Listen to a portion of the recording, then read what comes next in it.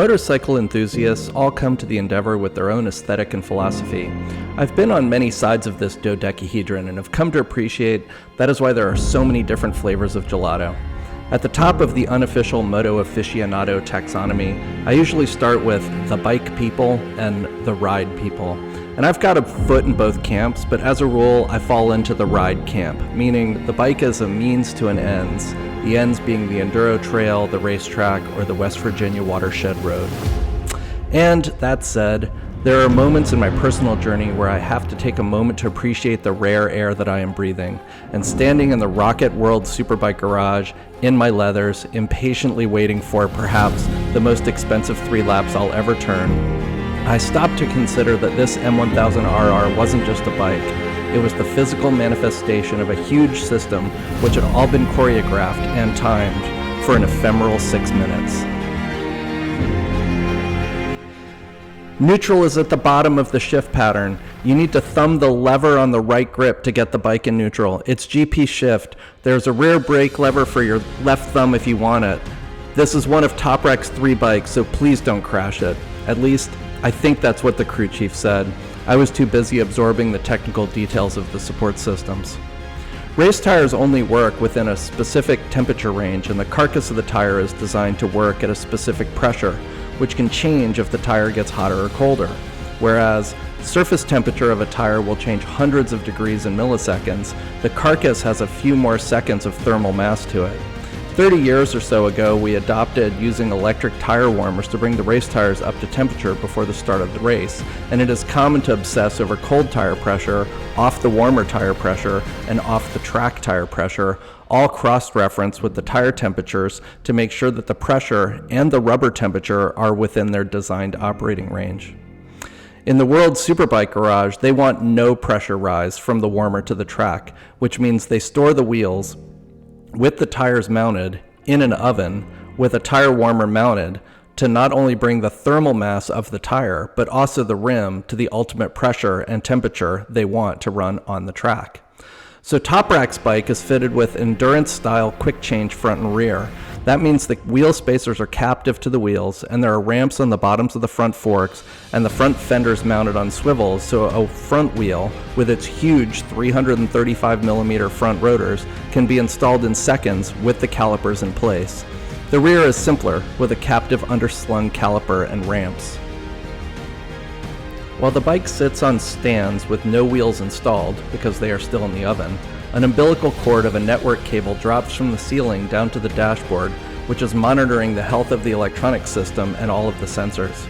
Standing around the bike with a laptop would create unnecessary traffic by the bike, so the computers monitoring the data from that cable are in the back corner of the garage.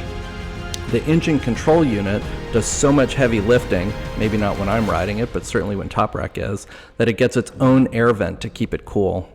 And virtually all road racing series have rules. Although I personally find performance balancing rules, different manufacturers get different RPMs and fuel flows to make the slower bikes more competitive, to be a bit dysgenic, I understand that it makes for better spectacle. But up to the limits of the rules, the components on Toprak's bike are clearly of the best possible quality. The heat-dispersing Brembo front brake calipers are $16,000. The discs are not only huge, but thick. The backing plates on the brake pads are warp-resisting.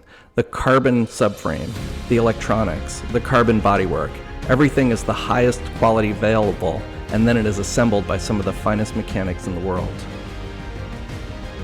Then the bike arrives at the track, and the electronics engineers and the suspension engineers refine the setup based on Toprak's feedback and the myriad sensors collecting data on the bike, allowing for fine-tuning of engine braking, traction control, and power trim, while also fine-tuning spring and damping setup on the top end, Öhlins forks, and shock.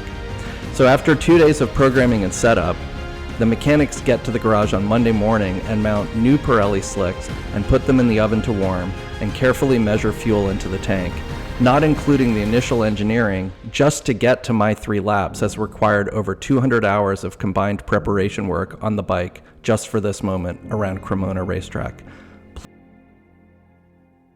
Please don't crash it, indeed.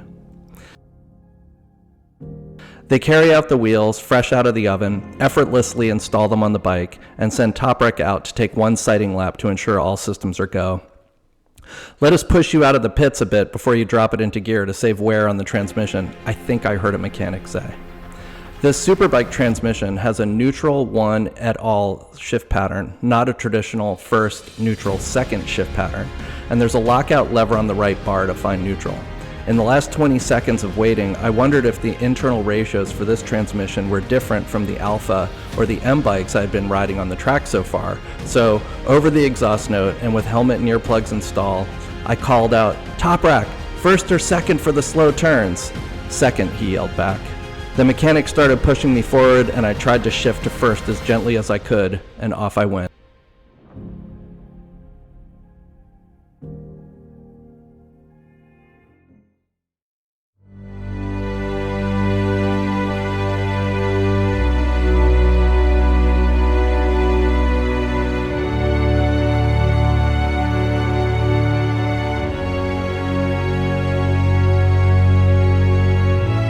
Robert Persig famously went crazy riding a Honda 250 and contemplating the concept of quality on a cross-country motorcycle trip as immortalized in Zen and the Art of Motorcycle Maintenance. And in the modern world of CNC, AutoCAD, de minimis shipping from China, well-intentioned and misguided vehicle regulations, and lowest common denominator design criteria, a perfect product that is perfectly serviced and perfectly prepared for use in exactly the right moment in exactly the right condition is a rare thing indeed. And I knew I only had 3 laps, and aware that I had never crashed a bike at a press launch, and that I said as much just before I swung a leg over the bike, I wanted to balance the sheer exhilaration of the highest quality 3 laps of my racing career.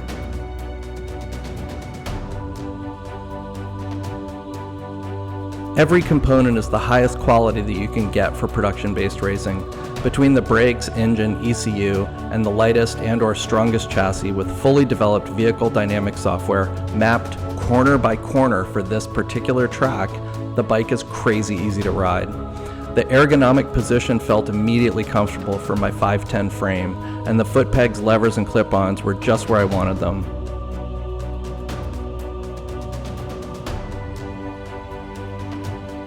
Aware that I only had 39 turns to experience this exquisite machine, I put it on my knee on the first turn out of the pit lane.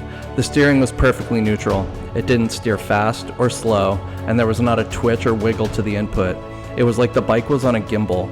As I went back to the throttle for the first time at 50-odd degrees of lean in second gear, I was wondering what Superbike horsepower was going to feel like.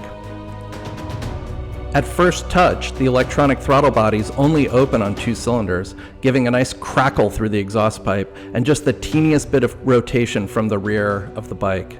Then, as I took away lean angle, the ECU steadily opened the other 2 butterflies until all 4 were singing in a resonant, powerful chorus that simply ate the next short straight almost before I could get back up on the seat. And we don't call them brake cycles, but if you think about it, brakes have more relative energy work to do than the engines around a racetrack. I thought I had been riding on very good, excellent brakes that day, and then there were World Superbike brakes. Not only are they subtly responsive to allow holding just the right pressure on the tire and keeping the fork in just the right spot into the turn, but they basically don't heat up. I mean, they do, but the heat has no bearing on how the brakes are working.